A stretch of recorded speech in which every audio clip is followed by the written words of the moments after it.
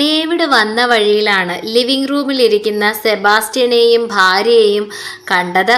ഒപ്പം സോനയും തന്നെ തന്നെ നോക്കി നിൽക്കുന്ന ശ്രേയയും അവന്റെ കണ്ണിൽ പെട്ടു. ആഹാ, സെബാസ്റ്റ്യൻ അങ്കിളും ആന്റിയും ഒക്കെ ഉണ്ടായിരുന്നോ? ഞാൻ അറിഞ്ഞില്ല. ഡേവിഡ് മുഖത്തൊരു പുഞ്ചിരി വരുത്തിക്കൊണ്ട് അകത്തേക്ക് കയറി വന്നു. ഞങ്ങൾ വെറുതെ ഇവളുടെ കോളേജ് കാര്യത്തിന് ഇറങ്ങിയതാ ഡേവിഡേ. അപ്പോൾ ഇങ്ങോട്ടും ഒന്ന് കയറാമെന്ന് കരുതി. പള്ളിമേടയിൽ വലിയ എന്തൊക്കെയോ ബഹളങ്ങൾ നടന്നുവെന്ന് കേട്ടല്ലോ. സെബാസ്റ്റ്യൻ ജ്യൂസ് ഗ്ലാസ് കയ്യിലെടുത്തുകൊണ്ട് ചോദിച്ചു. അതൊക്കെ പള്ളിമേടയിൽ തന്നെ തീർന്നു അങ്കിളെ. കുരിശിങ്കൽക്കാരുടെ നേർക്ക് വലിഞ്ഞു കയറാൻ വന്ന കുറച്ചെണ്ണത്തിന്റെ അഹങ്കാരം അങ്ങ് തീർത്തു, അത്രേ ഉള്ളൂ. ഡേവിഡ് വളരെ കൂളായി പറഞ്ഞു. ശ്രേയയുടെ കണ്ണുകൾ ഡേവിഡിൽ നിന്നും മാറുന്നുണ്ടായിരുന്നില്ല. അവന്റെ ആ തൻ്റെടവും ശരീരഭാഷയും അവളെ കൂടുതൽ ആകർഷിക്കുന്നുണ്ടെന്ന് അവളുടെ ആ മുഖത്തെ തിളക്കം വിളിച്ചോതുന്നുണ്ടായിരുന്നു. സോന ഇത് ശ്രദ്ധിക്കുന്നുണ്ടായിരുന്നു.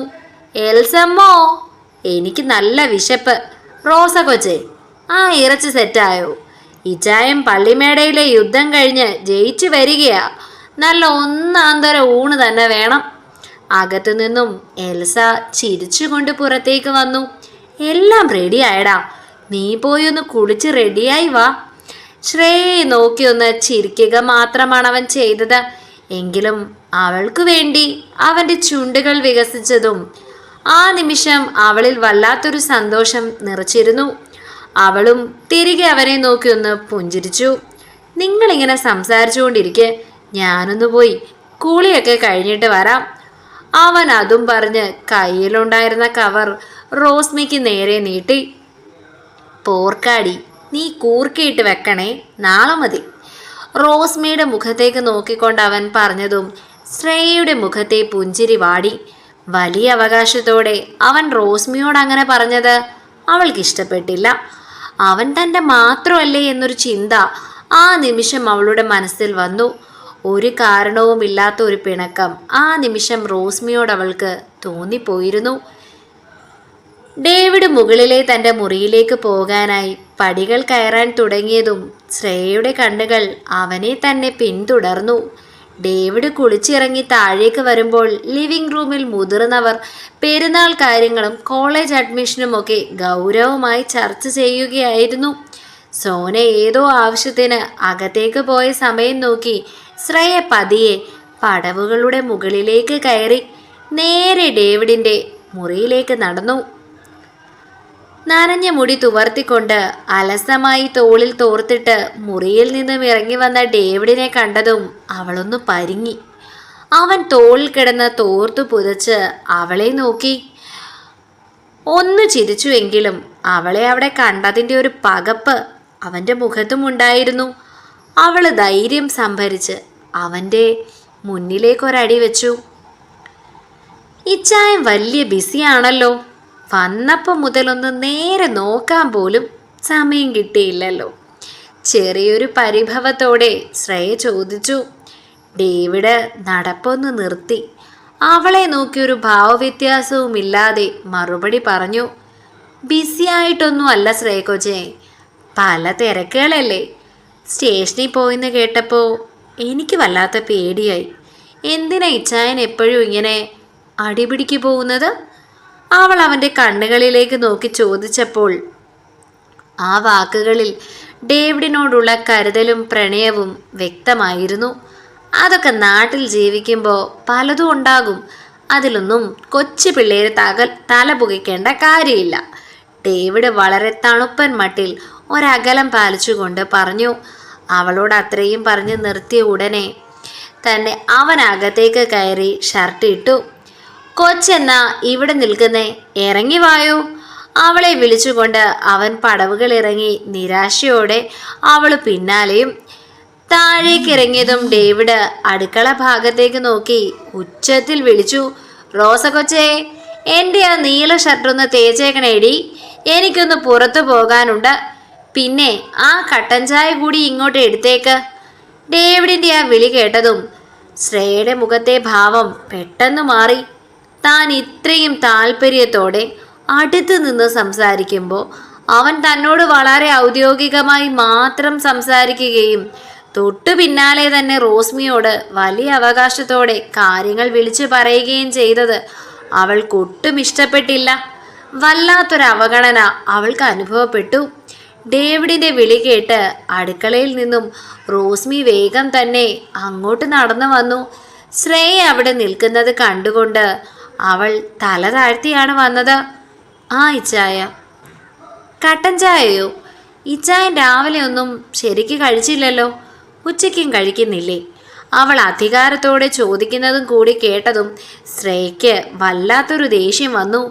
ഡേവിഡിന് റോസ്മിയോടുള്ള ഈ പ്രത്യേക അടുപ്പവും സ്വാതന്ത്ര്യവും കാണുന്നത് അവൾക്കൊട്ടും സഹിക്കാൻ കഴിയുന്നതായിരുന്നില്ല.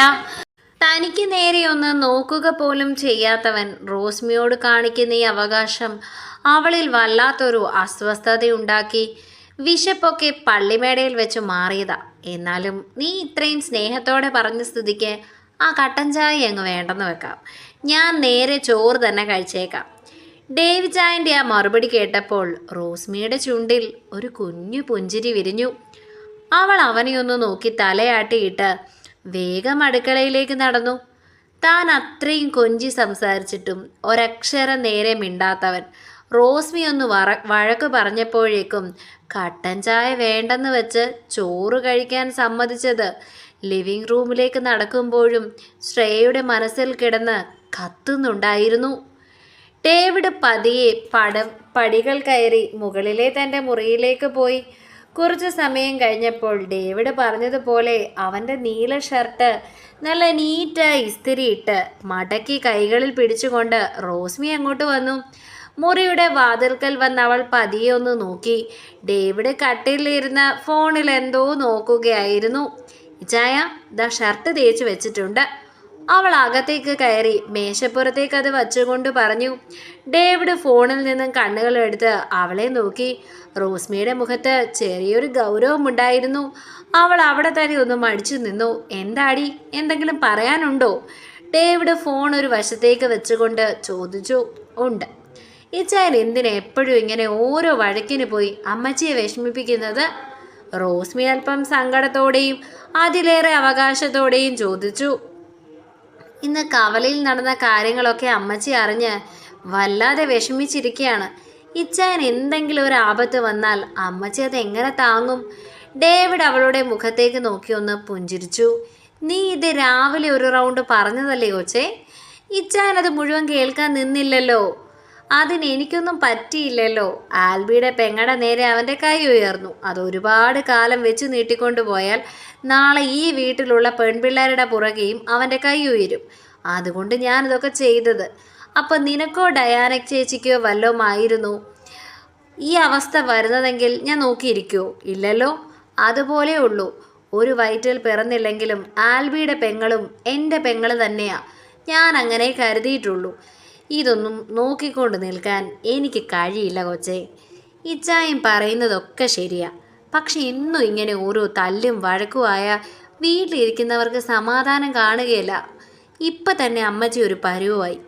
അവൻ വിഷയം മാറ്റാൻ എന്നോണം കട്ടിൽ നിന്നും എഴുന്നേറ്റ് അവളുടെ അരികിലേക്ക് വന്നു. അതൊക്കെ പോട്ടെ കൊച്ചേ, ഞാൻ താഴെ വെച്ച് പറഞ്ഞ കാര്യം ഓർമ്മയുണ്ടല്ലോ അല്ലേ? ആ പോർക്ക് നല്ല ഒന്നാം തരം കൂർക്കയിട്ട് തന്നെ നാളത്തേക്ക് വെക്കണം. ഈ ഇച്ചായൻ അത് കപ്പയുടെ കൂടെ കൂട്ടിക്കഴിക്കാൻ വല്ലാത്തൊരു കൊതിയാണ്. അതുവരെ ഗൗരവത്തിൽ നിന്ന റോസ്മി അത് കേട്ടതും ചുണ്ടുകൾ ചെറുതായി മലർത്തി നെറ്റി ചുളിച്ചുകൊണ്ട് അവനെ നോക്കി വിരൽ ചൂണ്ടി ഉപദേശിക്കാൻ തുടങ്ങി. ഓ ഇച്ചായൻ്റെ ഒരു പോർക്ക് തീറ്റ! എപ്പോഴും ഈ പന്നിയിറച്ചി തന്നെ വേണം. ഈ പന്നിയെ കർത്താവ് തമ്പുരാൻ പണ്ട് ശപിച്ചതാണെന്ന് ഇച്ചായൻ അറിയില്ലേ? അശുദ്ധ ആത്മാക്കളെയൊക്കെ കർത്താവ് പന്നിക്കൂട്ടത്തിലേക്കാണ് ഓടിച്ചു വിട്ടത്. അതുകൊണ്ട് ഇതൊന്നും അധികം കഴിക്കല്ലേ ഇച്ചായ, ശരീരത്തിന് അത്ര നല്ലതല്ല. അവൾ വലിയൊരു ബൈബിൾ പണ്ഡിതയെ പോലെ ഗൗരവത്തിൽ പറഞ്ഞു നിർത്തി. റോസ്ബിയുടെ ആ നിഷ്കളങ്കമായ ഉപദേശവും മുഖത്തെ ഭാവവും കണ്ടതും ഡേവിഡിന് ചിരി അടക്കാൻ കഴിഞ്ഞില്ല. അവൻ ഉറക്കെ ഒന്ന് ചിരിച്ചുകൊണ്ട് അവളെ നോക്കി. എന്നു പറഞ്ഞാൽ ബൈബിളിലെ എല്ലാ കാര്യങ്ങളും അക്ഷരം പ്രതി അനുസരിച്ചാണോ നീയും കഴിയുന്നത്? ഡേവിഡ് ഒരു കള്ളച്ചിരിയോടെ കണ്ണുകൾ ചെറുതാക്കി ചോദിച്ചതും റോസ്മിയുടെ മുഖം പെട്ടെന്ന് ചുവന്നു. പിന്നല്ലാതെ, ഞാൻ കർത്താവിൻ്റെ നല്ല കൊച്ച. അവൾ പരിഭവത്തോടെ മുഖം വെട്ടിച്ചു. എങ്കിൽ പിന്നെ ബൈബിളിൽ പറയുന്നുണ്ടോ ചേ ഒരു പുരുഷൻ്റെ മുറിയിൽ കയറി വന്ന് ഇങ്ങനെ വന്ന് ഉപദേശിക്കാമെന്ന്? ഡേവിഡ് ചിരിച്ചുകൊണ്ട് മേശപ്പുറത്തിരുന്ന ഫോൺ കയ്യിലെടുത്തു. ഞാനൊന്നും പറയുന്നില്ല. അല്ലെങ്കിലും അമ്മച്ചി പറഞ്ഞിട്ട് നന്നാവാത്ത ഇച്ചായൻ ഞാൻ പറഞ്ഞാൽ നന്നാവാൻ പോകുന്നോ? അവൾ പരിഭവത്തോടെ ചുണ്ടുകോട്ടി പറഞ്ഞു. ഡേവിഡ് വീണ്ടും ചിരിച്ചപ്പോൾ അവൾ അവനെ ഒന്ന് തുറിച്ചു നോക്കി തിരിച്ചു നടന്നു. ഇവിടെ അഡ്മിഷൻ കിട്ടിയപ്പോൾ തന്നെ ഹോസ്റ്റൽ നോക്കാൻ വേണ്ടിയാ പോയത്. അവിടെ ചെന്നപ്പോൾ അവിടുത്തെ ആഹാരം കൊള്ളുകയില്ലാന്ന് ഇവളുടെ കോളേജിലുള്ള കൂട്ടുകാരി പിള്ളേര് തന്നെ പറഞ്ഞു. പിന്നെ കോളേജിൻ്റെ അടുത്ത് എവിടെയെങ്കിലും പെയിൻ ഗസ്റ്റായിട്ട് നിൽക്കാൻ വേണ്ടിയാണ് ഇപ്പോൾ തീരുമാനിച്ചിരിക്കുന്നത്. സെബാസ്റ്റ്യൻ എൽസയോട് പറഞ്ഞു. അതങ്ങനെ തീരുമാനിച്ചാൽ ഒന്നും ശരിയാവില്ല. ഇവിടെ ഒരു വീട് കിടക്കുമ്പോൾ എന്നാത്തിനാ വേറെ എവിടെയെങ്കിലും കൊണ്ട് പൈസ കളയുന്നത്? അതിൻ്റെ ആവശ്യം എന്താ? ശ്രേയമോൾ ഇവിടെ നിന്ന് പഠിക്കട്ടെ. ഇവിടുന്ന് കോളേജിലേക്ക് പോകാൻ വലിയ ദൂരമൊന്നുമില്ലല്ലോ. ബസ്സിന് പോകാൻ ബുദ്ധിമുട്ടാണെങ്കിൽ ഇന്നും രാവിലെ ഡെറിക്കോ ഡേവിഡോ ഇവിടുന്ന് എവിടെയെങ്കിലും പോകും. അല്ലെങ്കിൽ ഇച്ചായനാണെങ്കിലും പോകും. അപ്പോൾ അവരുടെ ആരുടെയെങ്കിലും കൂടെ ടൗണിലേക്ക് പോയാൽ പോരെ? പിന്നെ വൈകുന്നേരത്തെ കാര്യം ഞാൻ വേണമെങ്കിൽ പറഞ്ഞാൽ ഡ്രൈവറ് കൃത്യമായിട്ട് തിരിച്ച് വീട്ടിലും കൊണ്ടുവന്ന് വിടും. പിന്നെ എന്നാത്തിനാ വേറെ എവിടെയെങ്കിലും പോയി നിൽക്കുന്നത്?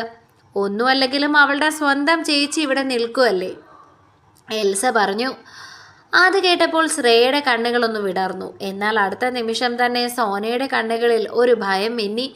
ശ്രേയയ്ക്ക് ഡേവിഡിനോടൊരു ഇഷ്ടമുണ്ടെങ്കിൽ ഒരിക്കലും അവൾ ഈ വീട്ടിൽ നിൽക്കുന്നത് ശരിയാവില്ലെന്ന് ആ നിമിഷം തന്നെ സോനയും മനസ്സിൽ ഉറപ്പിച്ചിരുന്നു. അത് ശരിയാകത്തില്ല അമ്മച്ചി. അവൾക്ക് അവളുടേതായിട്ടുള്ള പ്രൈവസിയും കാര്യങ്ങളും ഒക്കെ വേണ്ടേ? ഇവിടെ ഇരുന്ന് പഠിക്കാനുള്ള സാഹചര്യമൊന്നും അവൾക്ക് കിട്ടത്തില്ല. ഒത്തിരി പഠിക്കാൻ കാണും. PG അല്ലേ ചെയ്യുന്നത്.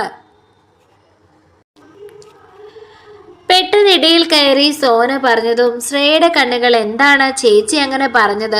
താൻ ഇവിടെ നിൽക്കുന്നത് ചേച്ചിക്ക് ഇഷ്ടമല്ലേ? അങ്ങനെയൊക്കെയുള്ള ചിന്തകളായിരുന്നു ആ നിമിഷം തന്നെ അവളുടെ മനസ്സിലേക്ക് വന്നിരുന്നത്. അതെന്നാ അവൾക്കൊരു മുറി കൊടുത്ത അവിടെ ഇരുന്ന് പഠിക്കത്തില്ലേ കൊച്ചേ? പുറത്തോട്ടിറങ്ങി ജോലിയൊന്നും ചെയ്യേണ്ട കാര്യമില്ലല്ലോ.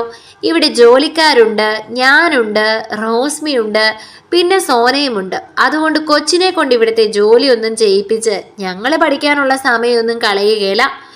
എൽസ തമാശയായി പറഞ്ഞു. കൊച്ചിനിവിടെ നിൽക്കുന്നതിനകത്ത് എന്നായെങ്കിലും ബുദ്ധിമുട്ടുണ്ടോ? ശ്രേയയുടെ മുഖത്തേക്ക് നോക്കിക്കൊണ്ട് എൽസ ചോദിച്ചു. എനിക്കൊരു ബുദ്ധിമുട്ടുമില്ല, സന്തോഷം മാത്രമേ ഉള്ളൂ.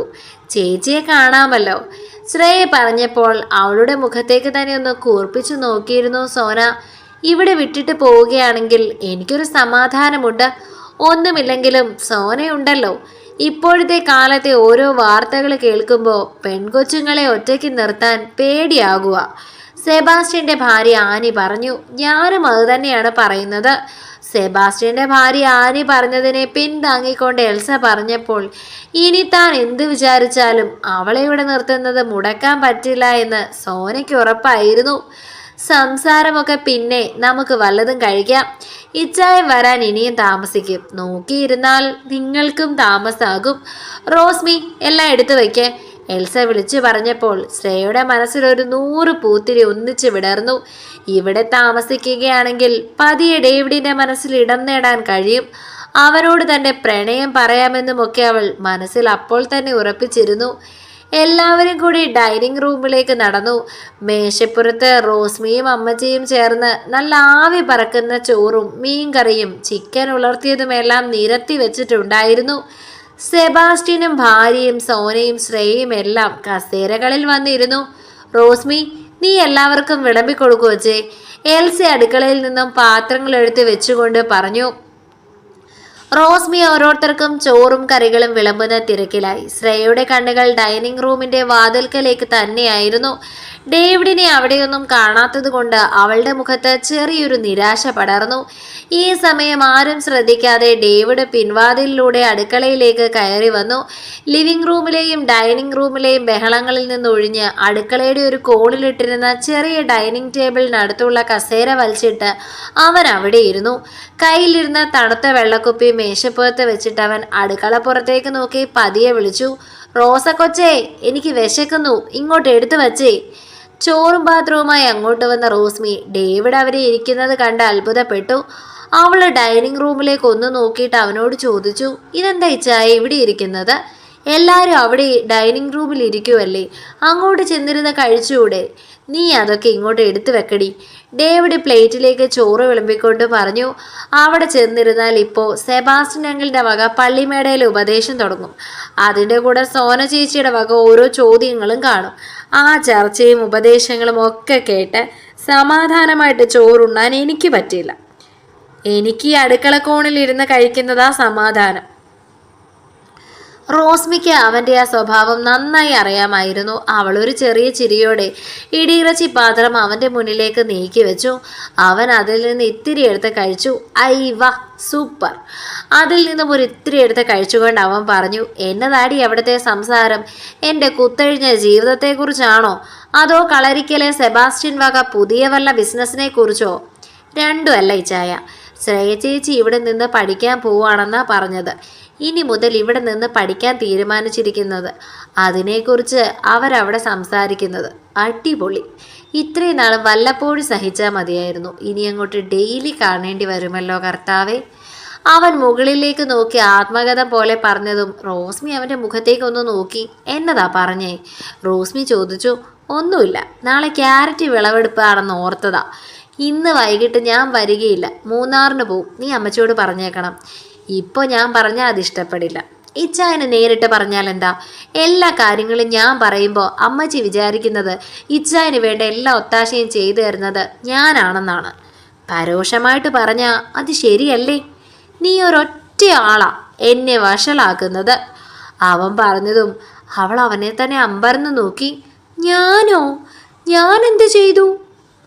പിന്നെ നീ അല്ലേടി അമ്മച്ചി കാണാതെ രാത്രി വൈകി ഞാൻ വരുമ്പോൾ എനിക്ക് പതിയെ വന്ന് വാതിൽ തുറന്നു തരുന്നത്? ആരും കാണാതെ ഞാൻ ബാൽക്കണിയിലിരുന്ന് 2 എണ്ണം അടിക്കുമ്പോൾ എനിക്ക് നല്ല ഒന്നാന്തരം ടച്ചിങ്സ് ഉണ്ടാക്കിക്കൊണ്ട് തരുന്നത്? അതുമാത്രമല്ല, ഈ വീട്ടിൽ നടക്കുന്ന എല്ലാ വിവരങ്ങളും എനിക്ക് ചോർത്തി തരുന്നത് കൂട്ടത്തിൽ കൃത്യമായി പറഞ്ഞു തരുന്ന സ്പൈ വർക്ക് ചെയ്യുന്നതും നീ അല്ലേ? അപ്പോൾ ഇതെല്ലാം നിൻ്റെയും കൂടി കുറ്റം തന്നെയല്ലേ കൊച്ചേ? ഡേവിഡ് കണ്ണുരുട്ടി കള്ളച്ചിരിയോട് ചോദിച്ചതും റോസ്മിക്ക് മറുപടി ഇല്ലായിരുന്നു. അവൾ ചമ്മലോടെ ചുണ്ടുകൂട്ടി. അത് പിന്നെ ഇച്ചായൻ ചോദിച്ചിട്ടല്ലേ എന്നും പറഞ്ഞ് പരിങ്ങി നിന്നവൾ.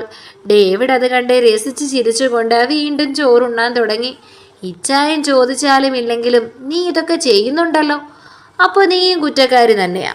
വെറുതെ അല്ലല്ലോ നല്ല പെടക്കേണ്ട ഡയറി മിൽക്ക് എല്ലാ ദിവസവും ഞാൻ കൊണ്ടുവന്ന് തരുന്നത്. അവളുടെ മുഖത്തേക്ക് നോക്കി ചെറു ചിരിയോടെ അവൻ പറഞ്ഞതും അവളും അത് കേട്ട് ചിരി തൂക്കി നിന്നു. ഈ സമയം ഡൈനിങ് റൂമിൽ ഇരിക്കായിരുന്നെങ്കിലും ശ്രേയയുടെ മനസ്സും കണ്ണും മുഴുവൻ മുകളിലെ ഡേവിഡിൻ്റെ മുറിയിലേക്കായിരുന്നു. അവൻ ഭക്ഷണം കഴിക്കാൻ താഴേക്ക് വരാത്തത് കൊണ്ട് അവളിൽ വല്ലാത്തൊരു അസ്വസ്ഥതയുണ്ടായിരുന്നു. ഇടയ്ക്കിടെ അവൾ മുകളിലെ ആ മുറിയിലേക്ക് തന്നെ നോക്കിക്കൊണ്ടിരുന്നു. ഡേവിഡ് മുകളിലിരുന്ന് ഭക്ഷണം കഴിച്ചു കാണുമെന്ന് കരുതി. താൻ കഴിച്ച പ്ലേറ്റും കൊണ്ട് അവൾ പതിയെ അടുക്കളയുടെ ഭാഗത്തേക്ക് നടന്നു. ഡേവിഡിൻ്റെ മുറിയിലേക്ക് ചെല്ലാൻ ഒരു കാരണമുണ്ടാക്കുകയായിരുന്നു അവളുടെ ലക്ഷ്യം. എന്നാൽ അടുക്കളയിലേക്ക് കയറിയ ശ്രേയ കണ്ടത് മറ്റൊന്നായിരുന്നു. അടുക്കളയിലെ ആ ചെറിയ ഡൈനിങ് ഏരിയയിലിരുന്ന് ഡേവിഡ് വളരെ സമാധാനത്തോടെ ചോറുണ്ണുന്നു. തൊട്ടടുത്ത് നിന്ന് റോസ്മി അവനോട് എന്തോ പറഞ്ഞു ചിരിക്കുന്നു. ഡേവിഡും ആ തണുപ്പൻ മട്ടൊക്കെ മാറി റോസ്മിയോട് വളരെ ഫ്രീ ആയി ചിരി സംഭാഷണങ്ങളിൽ ഏർപ്പെട്ടിരിക്കുന്നു. തന്നോടൊരു വാക്ക് പോലും നേരെ മിണ്ടാത്തവൻ, താൻ ഇത്രയും കൊഞ്ചി സംസാരിച്ചിട്ടും മൈൻഡ് ചെയ്യാത്തവൻ, ഇവിടെ അടുക്കളയിലിരുന്ന് ഒരു ജോലിക്കാരി കൊച്ചിനോട് ഇത്രയും സന്തോഷത്തോടെ ചിരിച്ചു കളിക്കുന്നത് കണ്ടതും ശ്രേയയുടെ ഉള്ളിൽ ദേഷ്യം ഇരച്ചു കയറി. അവളുടെ മുഖം പെട്ടെന്ന് വലിഞ്ഞു മുറുകി.